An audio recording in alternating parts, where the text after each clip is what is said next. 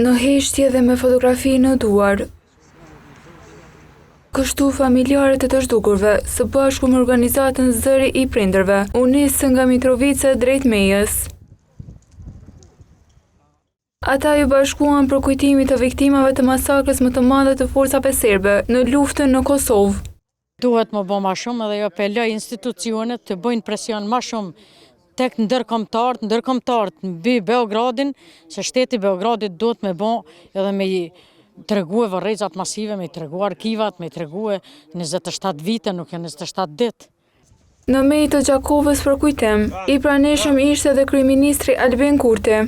Ne kujdesemi që asnjëherë të mos harrojmë e gjithmonë të përkujtojmë gjakun e derdhur për liri të martirëve dhe dëshmorëve të kombit.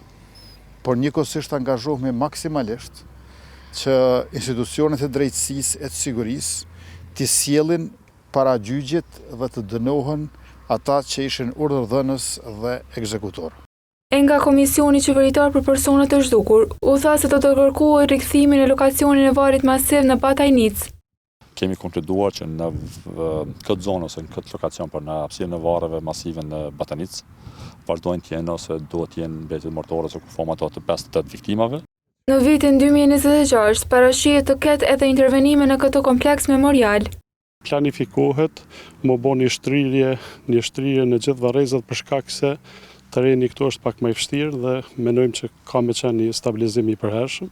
Me 26 prill 1999, forcat serbe në Mejë të Gjakovës vranë 376 persona.